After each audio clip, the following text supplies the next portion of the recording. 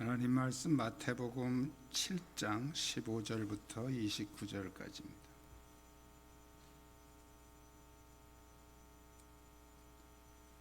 마태복음 7장 15절부터 29절까지 한 절씩 교독하겠습니다. 거짓 선지자들을 삼가라. 양의 옷을 입고 너희에게 나오나 속에는 노략질하는 일이라.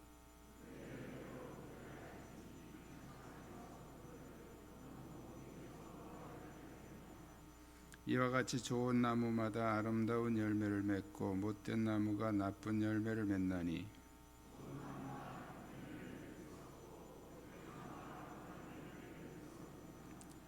아름다운 열매를 맺지 아니하는 나무마다 찍혀 불에 던져지느니라. 나더러 주여 주여 하는 자마다 다 천국에 들어갈 것이 아니요 다만 하늘에 계신 내 아버지의 뜻대로 행하는 자라야 들어가리라.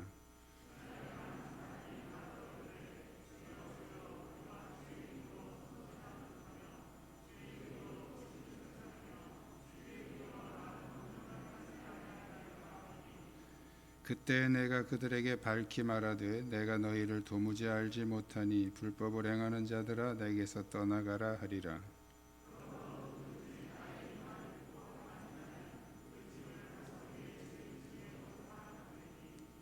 비가 내리고 창수가 나고 바람이 불어 그 집에 부딪히되 무너지지 아니하나니 이는 추추를 반석 위에 놓은 까닭이요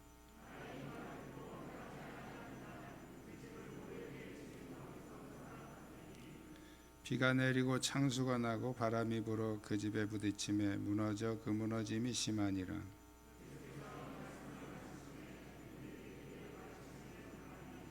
이는 그 가르치시는 것이 권위 있는 자와 같고 그들의 서기관들과 같지 아니함일러라.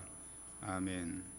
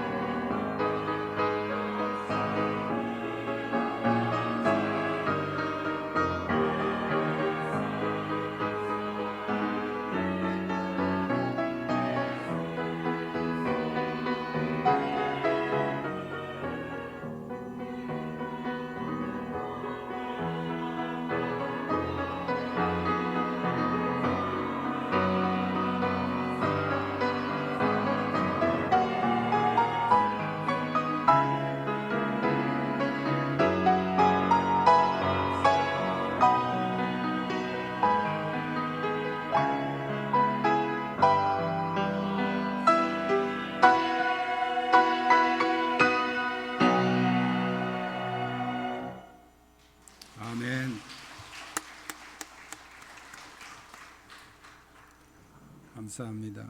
주위에 있는 분들과 서로 인사 나누시기 바랍니다.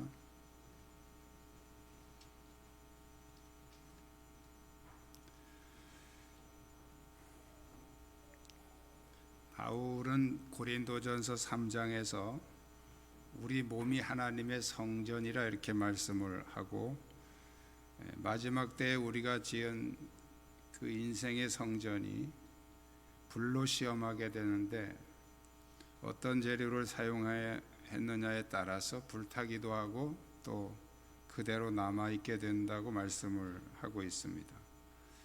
오늘 본문은 예수님의 산상수훈의 결론 부분에 해당되는데, 우리가 육신을 가지고 이 땅에 사는 동안에 어떻게 영적인 집을, 믿음의 집을 건축해야 하는지 그 비결을 우리에게 말씀해 주고 있습니다.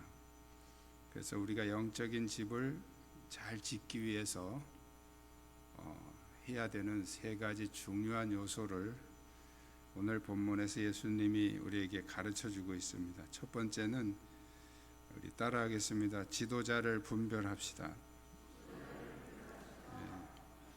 영적인 집을 잘 세우려면 지도자를 잘 분별해야 된다는 거죠. 그러니까 지도자를 잘못 만나면 기초부터 잘못되니까, 어떻게 우리가 지도자를 분별해야 되는지 그 방법을 말씀해 주고 있는데, 일시적인 행동에 속지 말라는 거예요. 우리의 신앙생활 가운데 성공적인 믿음의 집을 세우기 위해서 영적인 지도자를 선택하는 것은 매우 중요한데, 그 바르게 분별하는 법이 일시적인 행동, 거기 속지 말라는 겁니다. 근데 이 세상에는 하나님의 뜻을 이루려는 참된 지도자도 있지만, 또 하나님을 이용해서 자신의 어떤 욕심을 채우고 또 명예를 채우려고 하는 그런 지도자도 있습니다. 그래서 그것을 예수님은 거짓 선지자라 이렇게 말했죠. 우리가 구약 성경의 역사에도 보면 이 거짓 선지자가 많이 나옵니다. 그런데 아무런 식별 없이 우리가 무조건 따라가다가는 이제 기초를 잘못 놓게 되고 인생을 망치는 그런 경우가 된다는 거죠. 그래서 우리가 속기 쉬운 것은 거짓 선지자들의 위선적인 행동 때문입니다. 예수님은 그 위선과 가식을 오늘 본문에서 양의 옷을 입고 나오는 이리 이렇게 표현하고 있습니다. 양의 옷을 겉으로는 양 같은데 속에는 이리가, 그 어릴 때 들은 동화 중에 보면 그 양의 탈을 쓰고 이렇게 엄마 흉내를 내면서 그 새끼들을 잡아먹는 그런 동화가 있죠. 그 같은 얘기입니다.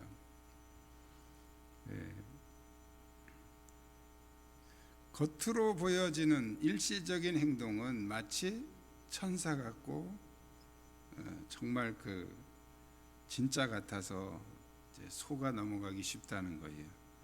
그래서 그들의 일시적인 행동을 보고 판단해서는 안 된다는 겁니다. 결과를 보고 분별을 하라는 거죠. 사람이 일시적으로 속일 수는 있지만 삶의 결과로 나타나는 그 열매는 속일 수가 없다는 것입니다. 그래서 오늘 본문에 그들의 열매로 그들을 알지니, 그들의 삶의 결과를 통해서 그들을 알 수 있다. 천사처럼 행동해도 거짓 선지자들의 삶의 결과를 지켜보면 다 드러난다는 것입니다.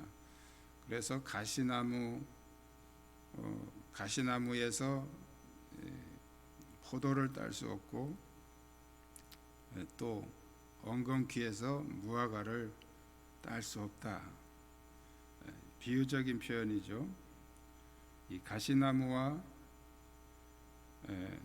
엉겅퀴, 그리고 포도와 이제 무화과, 아주 대조적인 그런 비유입니다.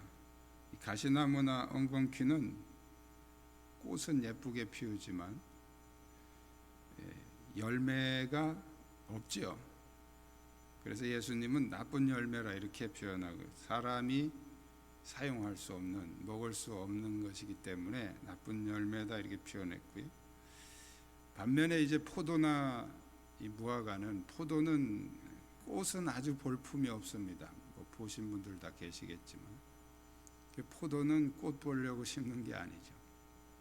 근데 열매는 정말 탐스럽고 또 맛있고 사람에게 유익을 주죠.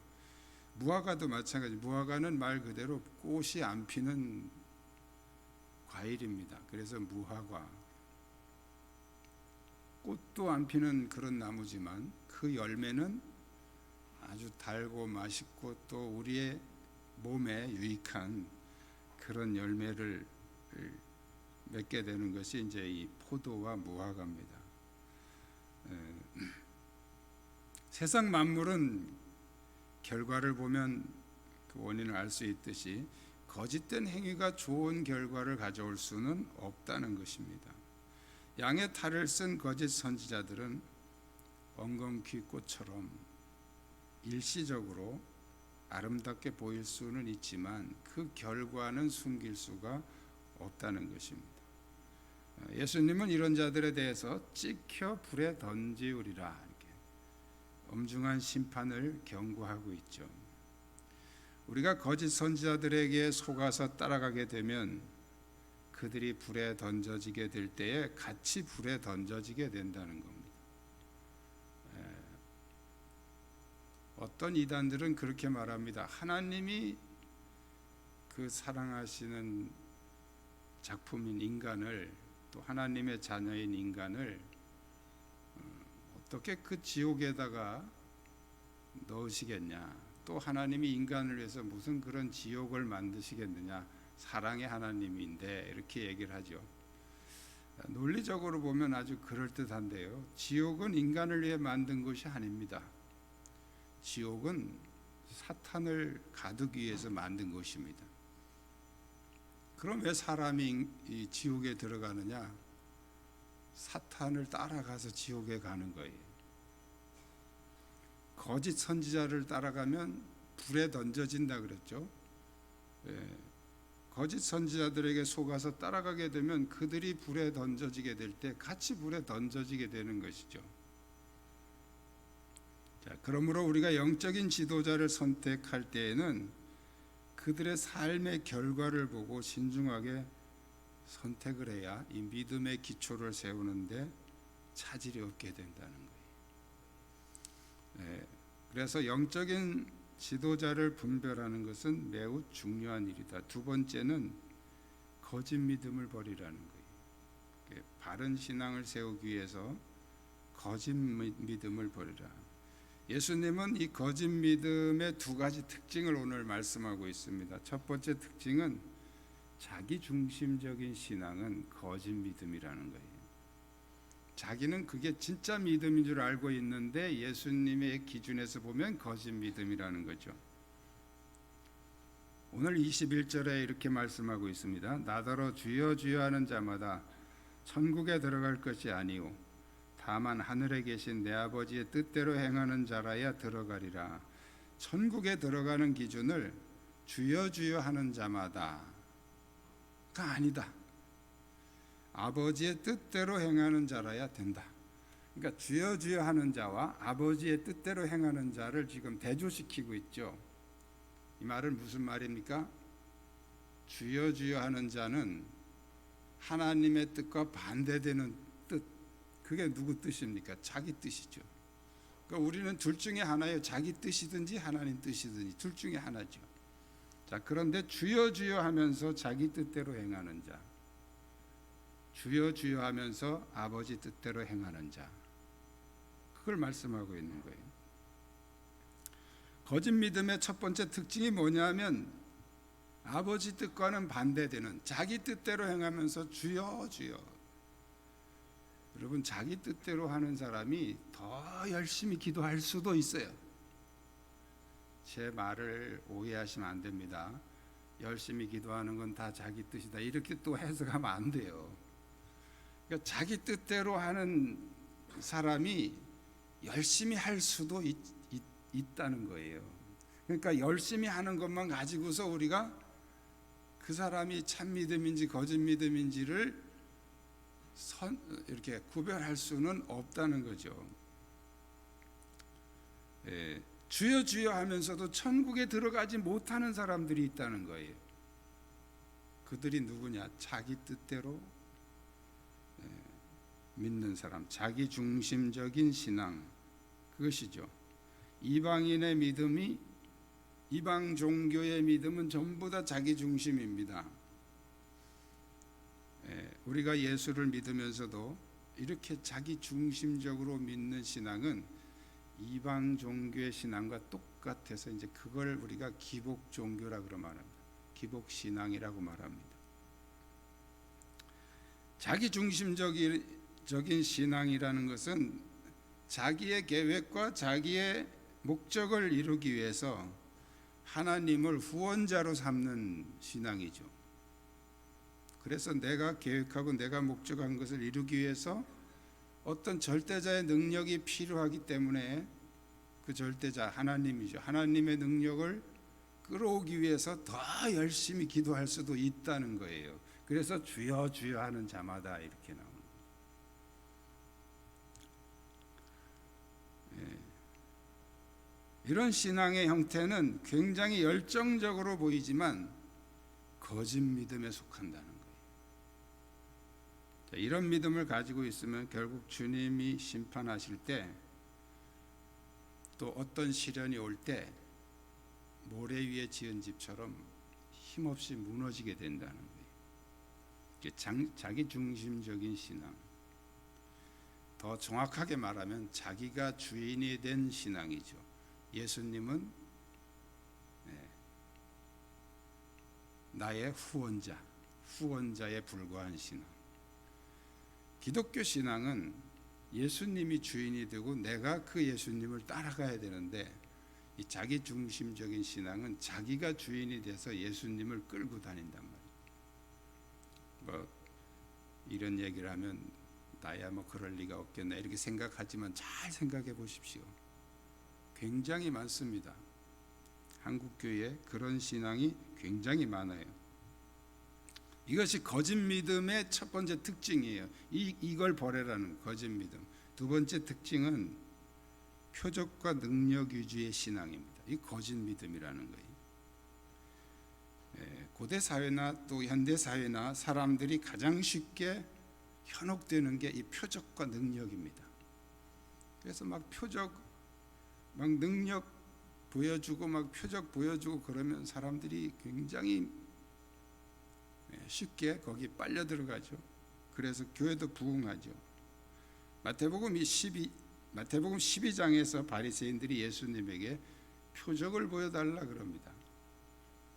그때 예수님이 뭐라고 대답하시냐면, 악하고 음란한 세대가 표적을 구한다.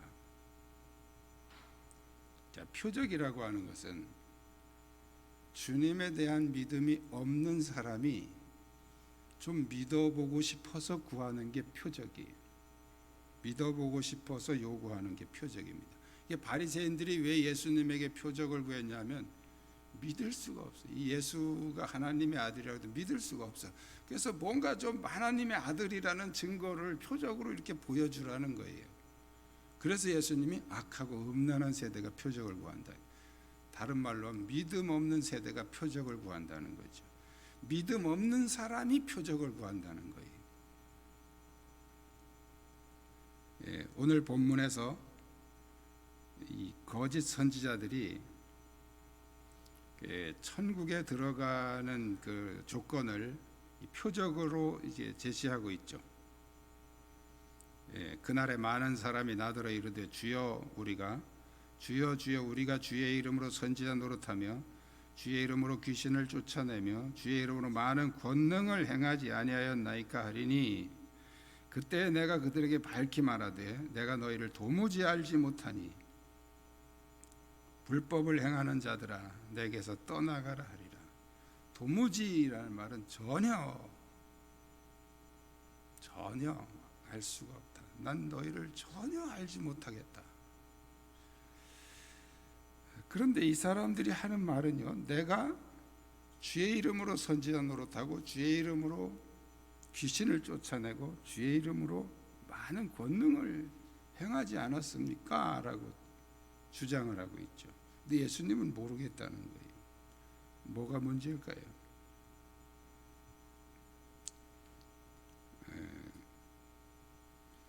주의 이름으로 다 했단 말이에요. 표적, 능력, 선지자 다 주의 이름으로 했는데 아무 문제 없는 거죠. 그런데 뭐가 문제냐면 그게 목적이 됐다는 거예요. 그 표적과 능력이 목적이 됐다. 표적과 능력은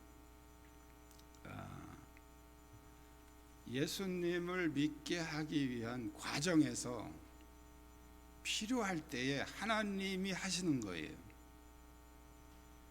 그런데 이 능력 사역, 치유 사역 이쪽으로 치우친 사람들은 이걸 하나의 목표처럼 정해놓고 우리가 강하게 기도하고 요구하면 하나님이 이 기적을 일으키신다는 거예요. 뭐가 문제가 된 겁니까? 하나님이 주체가 되지 않고 자기가 주체가 됐다는 거예요. 그래서 이 표적을 하나의 목적처럼 주장하고 있죠.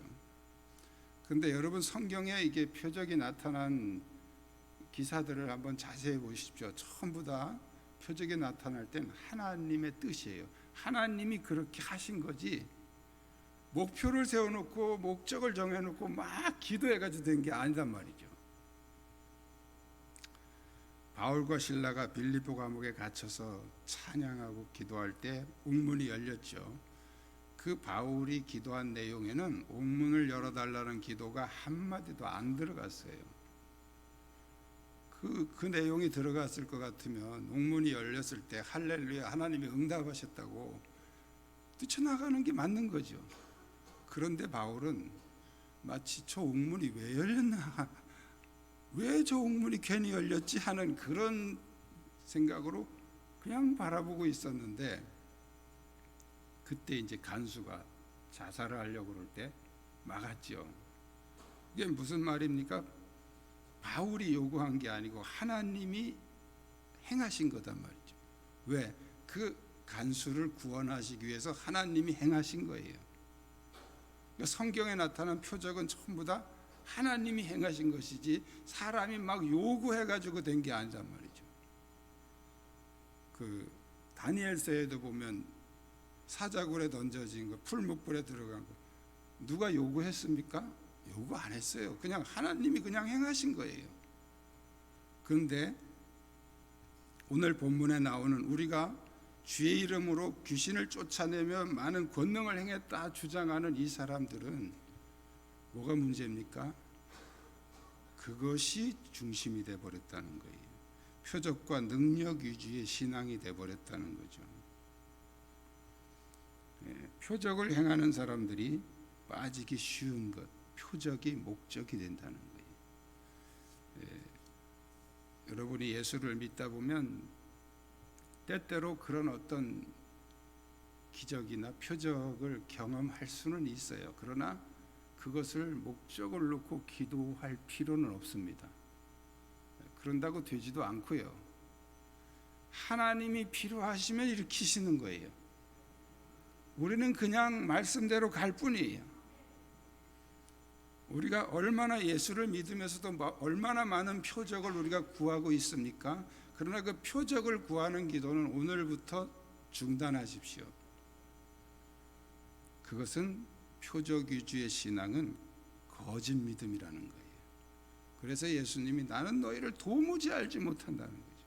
왜? 이건 가짜였다는 거죠.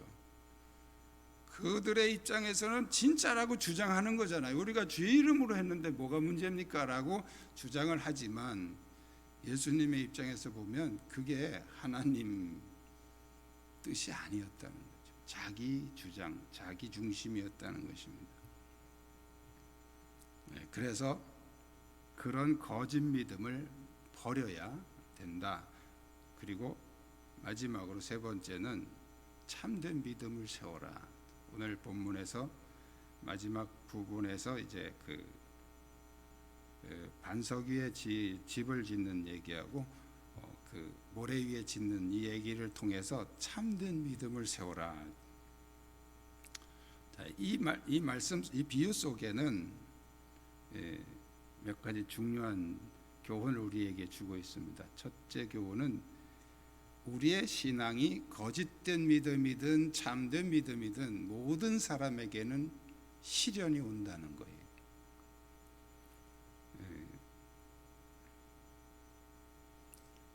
예수님 오늘 본문에서 비가 내리고 창수가 나고 바람이 불되 이렇게 했어요. 비가 내리고 창수가 나고 바람이 분다. 이것은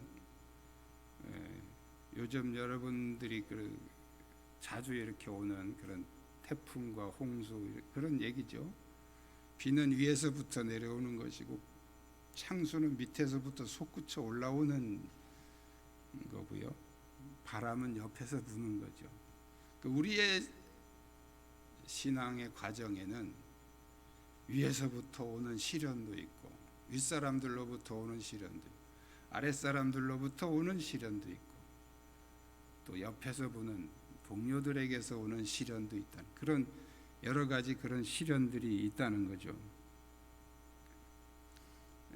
이런 시련들은 그 사람의 신앙이 참된 믿음이든지 거짓 믿음이든지 모든 사람에게 찾아온다는 거예요. 그러나 그런 시련을 이겨낼 수 있는 믿음이 참 믿음인데 그 참 믿음이 뭐냐? 바로 하나님 말씀에 순종하는 믿음이라는 거죠. 말씀에 순종하고 오늘 본문에서는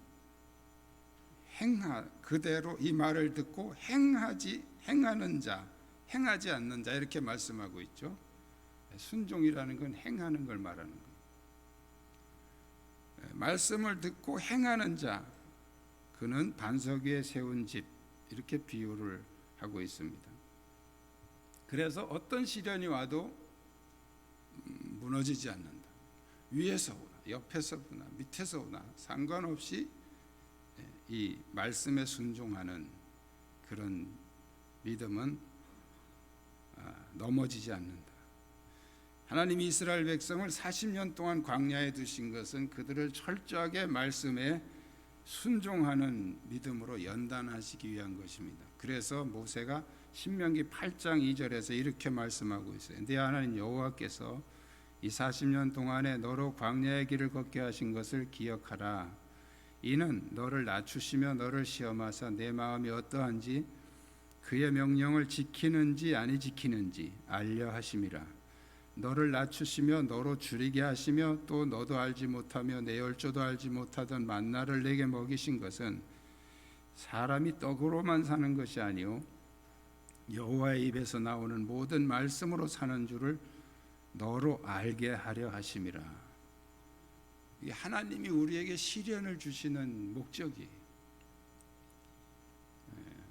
기도 많이 하면 시련이 안 오는 게 아니에요. 기도 많이 하는 사람은 시련을 이겨내는 것이죠.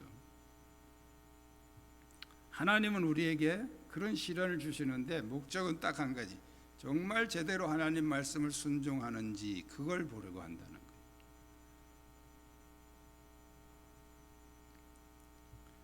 이스라엘 백성들이 가나안 땅에 들어갔을 때 많은 유혹과 또 시련이 올 텐데 그것을 대비해서 광야에서 이 순종 훈련을 시켜서 들여보내시려고 하나님이 광야에서 40년 동안을 훈련을 시키신 것이다. 말씀에 순종하는 믿음만이 참 믿음인 것은 어떤 시련이 와도 이겨낼 수 있기 때문입니다. 말씀에 순종하는 믿음 그 자체가 바로 하나님 중심의 믿음이죠. 하지만 말씀에 순종하지 않는 믿음은 어떤 시련이 와도 무너집니다. 앞에서 주여 주여 하는 자, 예수님의 이름으로 귀신 쫓아내고 능력을 행한 자, 여기 모래 위에 집을 지은 자, 다 같은 내용이죠. 이 말씀에 순종하지 않는 믿음은 앞에서 말한 거짓 믿음처럼 자기 중심적인 믿음을 말합니다. 그래서 자기 감정이나 느낌에 의존하는 믿음, 그런 믿음은 자기가 충만할 때, 또 자기가 일이 잘 될 때, 그럴 때는 굉장한 믿음처럼 보입니다. 그런데 그게 식어지면 그냥 힘없이 무너지게 되죠. 그래서 굉장히 믿음이 좋아 보이다가도 조금만 시련이 오면 그냥 흐물흐물 가라앉아 버리는 그런 스타일이죠. 그게 자기 중심적이기 때문에 그런 거예요. 하나님 말씀보다 내 감정과 내 생각이 중심이 되기 때문에 그 생각이 무너지고 그 감정이 무너지면 신앙도 다 무너지는 거예요. 다 무너지는 거죠. 여러분들이 주변에서 굉장하게 열성적이고 진짜 믿음 있는 사람처럼 보이다가 어느 날 갑자기 확 무너지는 사람들은 이유는 딱 한 가지, 주님 중심이 아니고 자기 중심이었기 때문에 그런 것입니다. 주님 중심으로 주님 말씀에 순종하는 사람은 시련이 온다고 흔들리지 않아요.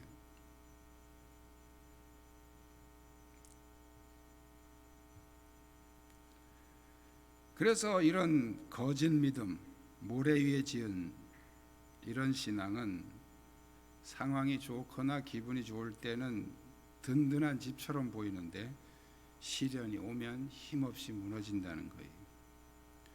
오늘날 우리는 치유와 영성에 대한 말씀도 많이 듣고 어떤 집회도 참석하기도 합니다. 그러나 최고의 영성, 최고의 치유는 하나님 말씀인 줄로 믿습니다.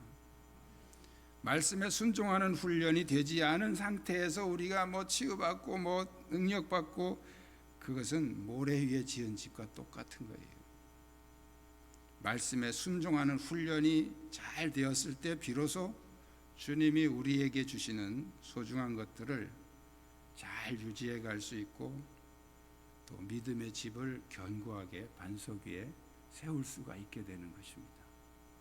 이 믿음 우리 모두에게 넘치시길 축복합니다. 기도하겠습니다.